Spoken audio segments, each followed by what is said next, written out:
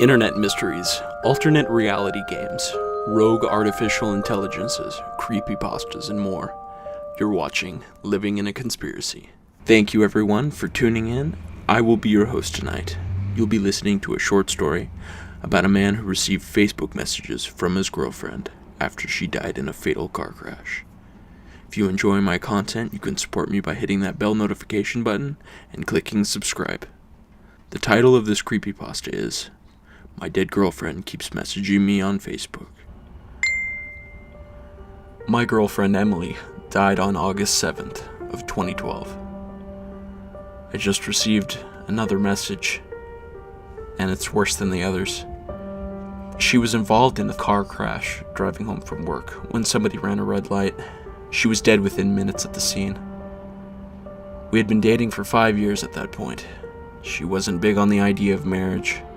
It felt archaic, she said. It gave her a weird vibe. But if she had been, I would have married her within 3 months of our relationship. She was vibrant, the kind of girl that would choose dare every time. She was always happy when camping, but a total technophile too. She always smelled like cinnamon. That being said, she wasn't perfect. She always said something along the lines of, if I cark it first, just don't say good things about me. I'm never like that. I've got so many flaws, and that's just another part of me. So, this is for Em. The music she said she liked, the music she actually liked were very different. Her idea of affection was a side hug. She had really long toes like a chimpanzee. I know that's tangential, but I don't feel right without you having an idea of what she was like. Em had been dead for approaching 13 months when she first messaged me. On September 4th, as the message displays, from Emily. Hello? Who is this? Nathan said. It's really weird receiving messages from Emily's account. Well, in the future, please send me messages from your account even if you want to discuss her page. Hello? Susan, you're on Emily's account. This is when it began. I had left Emily's Facebook account activated so I could send her occasional messages. Post on her wall, go through her pictures, it felt too final and too un-Emily to memorialize it. I share access with her mother Susan, meaning her mother has her login and password, and has spent a total of 3 minutes on the account. After a little confusion, I thought it was her. Emily says, Hello? Let's hit up the trail this Sunday. Nathan replies, Who the fuck is this? Emily says, The wheels on the bus. Nathan says, Please tell me who you are. I had received confirmation from Susan that she hadn't been on Em's profile since the week of her death. Em knew a lot of people, so I thought it was one of her tech-savvy friends fucking with me in the worst possible way. Around February 2014, Emily started tagging herself in my photos. I would get notifications for them, but they'd normally be removed by the time I got to the picture. The first time I actually caught one, it felt like someone had punched me in the gut. She would tag herself in spaces where it would be plausible for her to be, or where she'd usually hang out. I've got screenshots of 2, from April and June. These are the only ones I've been able to catch, so they're a little out of the timeline I'm trying to write out. Around this time, I began to lose sleep. I was too angry. She would tag herself in random photos every couple weeks. The friends who noticed it thought it was some fucked up bug. I found out recently that there have been friends who have noticed and didn't say anything about it. Some of them even removed me from their Facebook friends list. At this point, you may be wondering, why didn't you just kill your Facebook profile? I almost wish I did, and I did for a little while. On days when I can't get out there, it's nice to have friends to chat with. It's nice visiting Em's page when the little green dot isn't next to her name.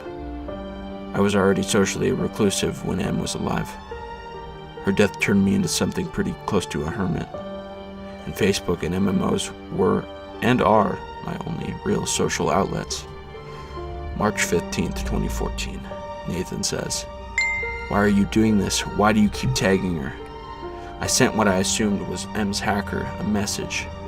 On March 25th, I got an answer. Hello? Hello? Hello? Hello? Nathan replies, This is devastating. I don't know why you enjoyed doing this. Emily replies, Oh my gosh, cinnamon scented candles. Nathan replies, Go to hell. Emily says, Why are you doing this?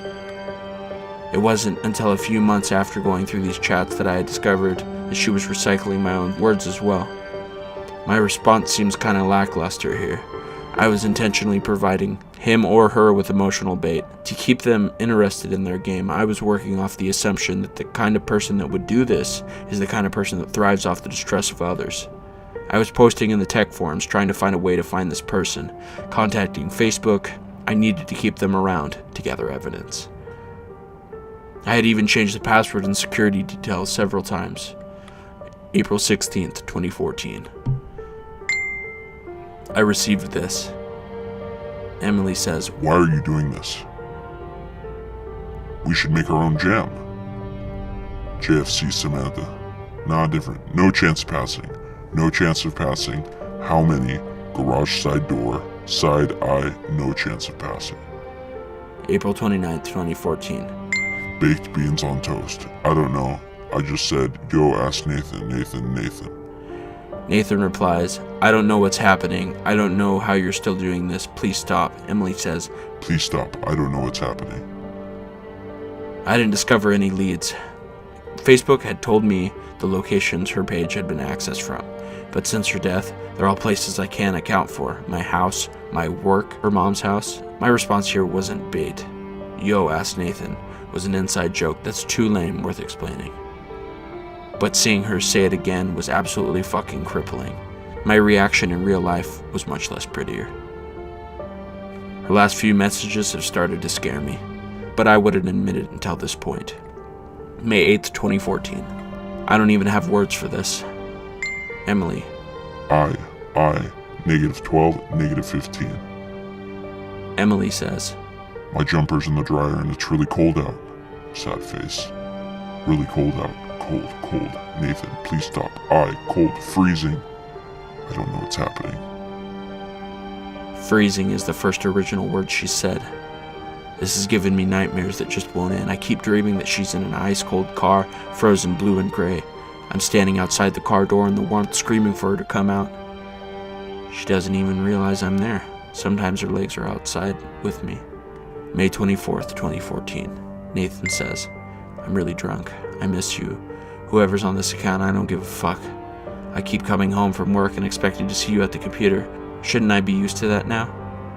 Emily replies, Just let me walk. I wasn't really drunk. Em wasn't an affectionate girl, and it always embarrassed her to exchange I love yous, cuddles, talk about how much we meant to each other. She was more comfortable with it when I was drunk. I pretended to be drunk a lot. Her reply is what prompted me to finally memorialize her page, thinking it might put an end to this. It might seem innocuous to her previous message. It's from an old conversation where I was trying to convince her to let me drive her home from a friend's house. In the collision, the dashboard crushed her. She was severed in a diagonal line from her right hip to midway down her left thigh. One of the legs was found tucked underneath the back seat. Nathan says gray at somewhere. Hey, you on your way home, Emily? When you see this message, please ring me straight away.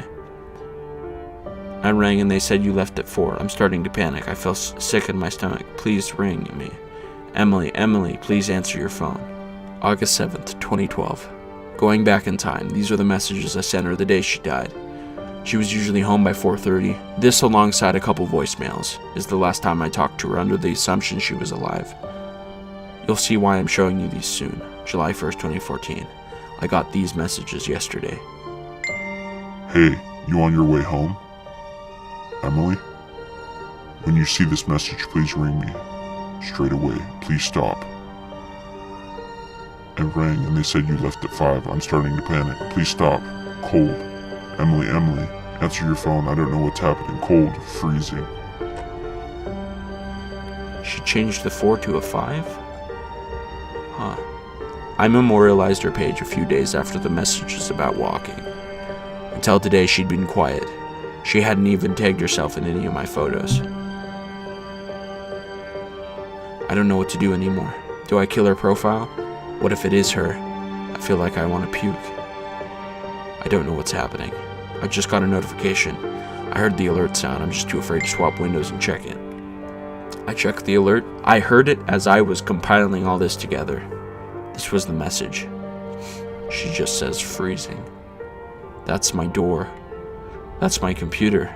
I got the message 3 hours ago, but I didn't want to check it till now. Now I'm legitimately scared. I have no idea who took this photo. I'm on my tablet in the garage, zen for now, going to drive to a friend's house.